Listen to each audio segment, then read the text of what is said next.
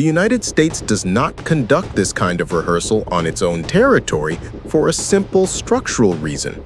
Deterrence only works when someone else absorbs the initial risk. A drill that takes place in Texas or Colorado might sharpen skills, but it does not create consequences for an adversary to register. A drill on European soil does. Where the rehearsal happens is part of the message. Live fire exercises in Europe are not for internal training alone. They are instruments of external signaling. They generate acoustic signatures, thermal signatures, satellite visible patterns, and diplomatic ripples that foreign observers are forced to interpret. A rehearsal that is meant to be unseen is done in simulators. A rehearsal that is meant to be read is done with real fire in a vulnerable theater. Deterrence is never geographical by accident. You do not spend millions to ship U.S. air defenders across an ocean, integrate them into a host country's infrastructure, and fire live rounds unless the location is itself part of the strategic intent. You rehearse offshore because you want the world to see not capability in isolation, but capability in position. Exercises like Defender Europe 25 are also insurance. They create muscle memory for a scenario in which transatlantic reinforcement must arrive under crisis conditions. You do not check whether a bridge carries weight during a war. You test it beforehand. You do not discover whether a country can host your firepower under pressure. You find out while cameras are still rolling. There is also a legal and narrative function.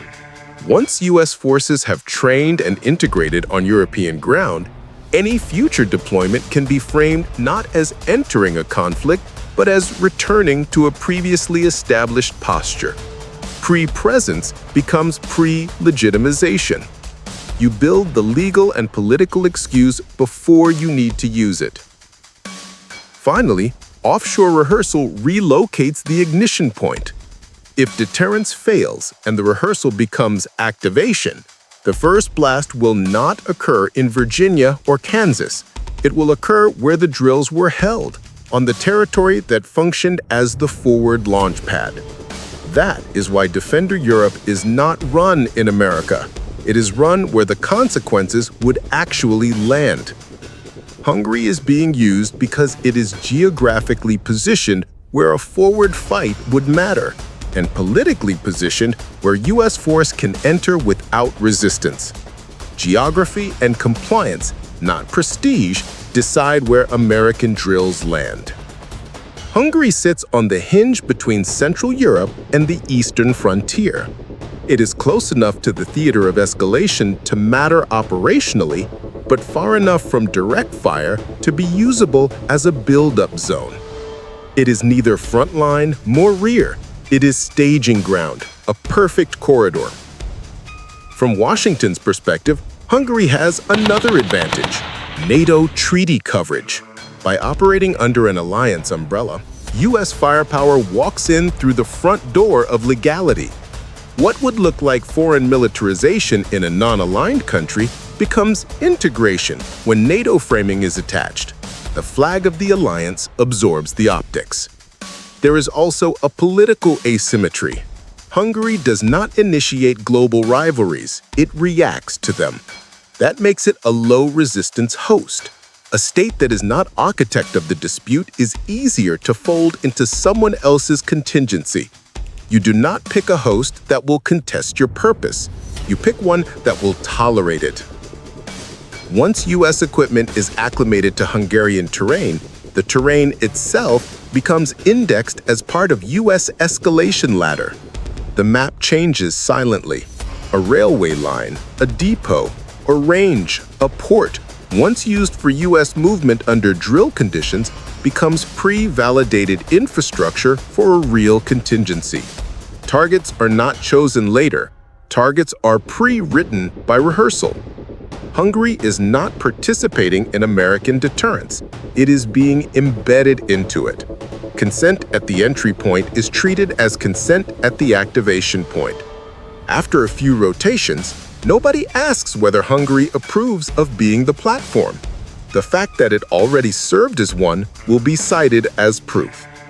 This is why Hungary is selected, not for what it wants to project, but for what others want to project through it, with Hungarian soil paying the strategic cost if rehearsal ever becomes execution. Once a country becomes a rehearsal site, it also becomes a pre-committed battle space. Exercises of this scale do not vanish when the last vehicle leaves. They leave behind a transformed strategic identity. A nation that has hosted U.S. live fire is no longer interpreted as a neutral actor. It is cataloged as a node in someone else's war architecture. Normalization is the irreversible mechanism. A single drill is an event. 2 drills are a pattern. 3 drills are a posture. After posture exists, escalation requires no new decision, only the continuation of what has already been accepted. War is easiest to begin where peace has already been militarized. In this configuration, the host absorbs first strike exposure without owning first strike authority. The U.S. triggers nothing on its own soil, but it rehearses in a place where retaliation, if it ever comes, will land on the geography that enabled the rehearsal. That is not an accident of deterrence. That is the logic of deterrence. By embedding U.S. forces in Hungary under a NATO label, Washington converts another man's territory into its insurance buffer. If the firewall fails one day, it will fail outward, not inward. American forces will respond, but Hungarian soil will absorb the arrival. This is the asymmetry that is never printed in communiques. The guarantor keeps control, the host keeps the blast radius. And once this pattern is on record, once footage exists of U.S. firepower rehearsing on Hungarian ground, the future requires no justification. Any return deployment can be described as continuity, not escalation. Continuity does not need a vote. Continuity does not ask civilians. Continuity does not negotiate. When history reviews who became the first battle space, analysts will not ask why Hungary.